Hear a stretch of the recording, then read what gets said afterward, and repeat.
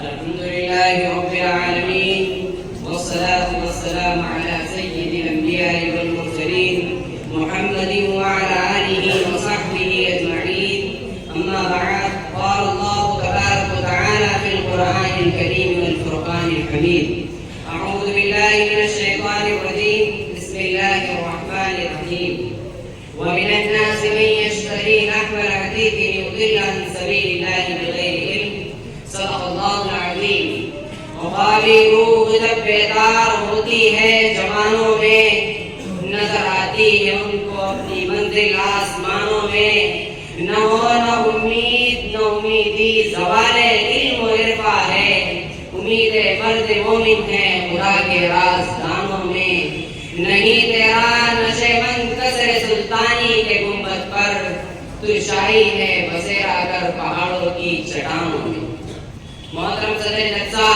معزز اساتذہ کرام اور میرے پیارے تعلیمی سفر کے دوستو، میرے تقریر کا عنوان ہے نوجوانان قوم کا مستقبل. محترم حاضرین، باطل طاقتیں، باطل تحریکیں اور دجالی نظام کس طرح ہماری نئی نسلوں کو تباہ کرنے میں مشغول ہے، ہم اس کا صحیح سے اندازہ بھی نہیں لگا سکتے. اس کے نیٹ ورک اتنے پاورفل ہے کہ ہمارا اس کے احاطے سے باہر نکلنا نہایت ہی دشوار اور امپاسبل ہے. زہر ہلال اور تباہی و بربادی کے اسباب کو اس طرح مزین کر کے، ہائی لائٹ کر کے پیش کیا جا رہا ہے کہ ہماری نئی نسل اس کو خریدنے، اس کو اپنی زندگی کا اہم حصہ اور رکن بنانے پر مجبور ہو رہی ہے. ان کی زندگی کا اکثر حصہ ان قربات کو لاوعلیٰ میں ضائع ہو رہی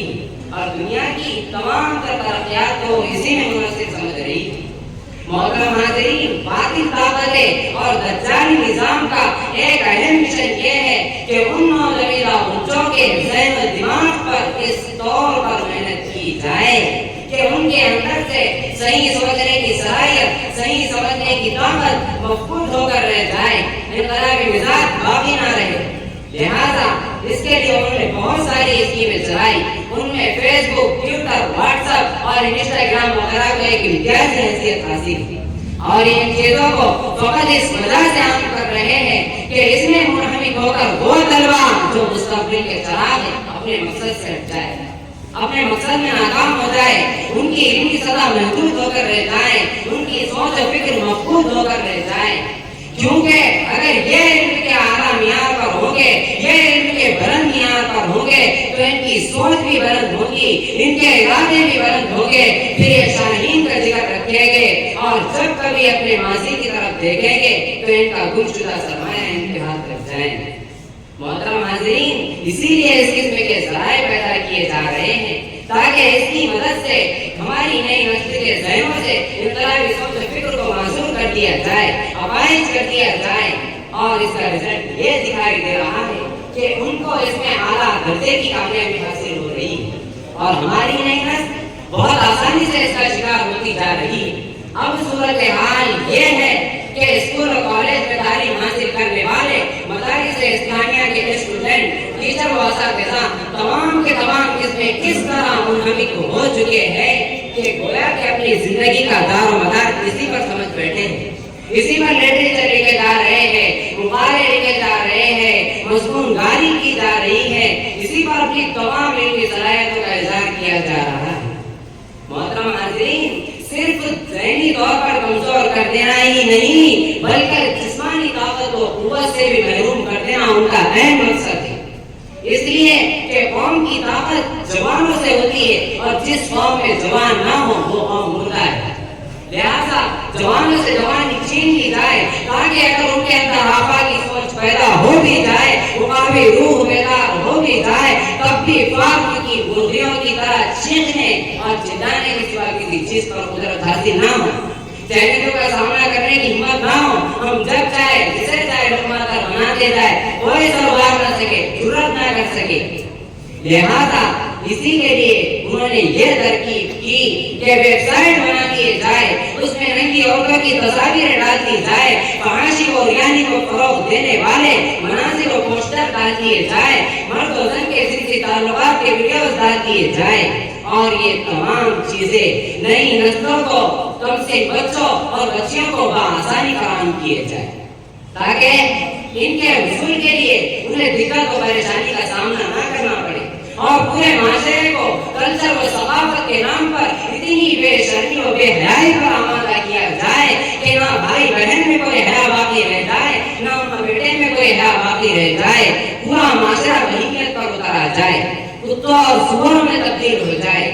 جس کا نتیجہ یہ نکلے گا کہ جوان ہے جوانی میں بڑھاپے کو پہنچے گا، جوانوں کے اندر جوانی کی طاقت، جوانی کی قوت، جوانی کی دلیری و شجاعت باقی نہ رہے گی۔ اے ملت اسلامیہ کے غیور فرزندوں، ذرا نگاہ اٹھا کر دیکھو، اسی حقیقت پر پورا معاشرہ تمہیں نظر آئے گا۔ یہ آلودگی پوری فضا کو اپنے چنگل میں دبوچے ہوئے تمہیں نظر آئے گی، اور بے شمار نوجوان اسی میں اپنی زندگی برباد کرتے ہوئے تمہیں نظر آئیں گے۔ اسی کو اللہ تبارک و تعالیٰ نے اپنے کلام پاک میں ارشاد فرمایا، وَمِنَ النَّاسِ مَن يَشْتَرِي لَهْوَ الْحَدِيثِ لِيُضِلَّ عَن سَبِيلِ اللَّهِ بِغَيْرِ عِلْمٍ، اور کچھ وہ لوگ ہیں جو کھیل کی باتوں کو خریدتے ہیں۔ آیت کریمہ میں کامیاب نیک بختوں کے مقابلے میں ان اشقیاء کا ذکر ہے جو اپنی عاقبت اندیشی سے قرآن کریم کو چھوڑ کر، کباب بیوقوفی کے اسباب کو چھوڑ کر ناچ گانے، کھیل تماشے یا دوسری واقعات کو خرافات میں مشتغل ہے، اور وہ چاہتے ہیں کہ دوسروں کے بھی انہی خرافات اور انہی تفریحات میں لگا کر اللہ کے دین اور اس کی یاد سے غافل کر دیں۔ اب میں آپ سے درخواست کرتا ہوں کہ اپنی قدر و قیمت کو جانو، اپنی حقیقت کو پہچانو، اپنے آپ کو دجالی فتنوں سے بچاؤ کہ کہیں یہ فتنے تمہاری تعلیم میں اپنا انداز نہ ہو جائے اور آپ اپنے مقصد سے کہیں دور جا گئے ہو، کیونکہ آپ ہی امت کے مستقبل کے چراغ ہو، آپ ہی مستقبل کے قائد و رہنما ہو، آپ ہی کو قوم کی امامت ملنے والی ہے، اور آپ ہی سوئی ہوئی قوم کو بیدار کرانے والے ہیں۔ اللہ تبارک و تعالیٰ سے دعا ہے کہ اللہ تبارک و تعالیٰ ہماری اور پوری امت کی ان فتنوں سے حفاظت فرمائے، ہمارے اندر صحیح سوچ و فکر کی صلاحیت پیدا فرمائے۔ انہی چند باتوں پر اس شعر کے ساتھ اپنی تقریر ختم کرتا ہوں۔ سبق پڑھ پھر صداقت کا، عدالت کا، شجاعت کا، سبق پڑھ پھر صداقت کا، عدالت کا، شجاعت کا، لیا جائے گا تجھ سے کام دنیا کی امامت کا۔ وآخر دعوانا الحمد للہ رب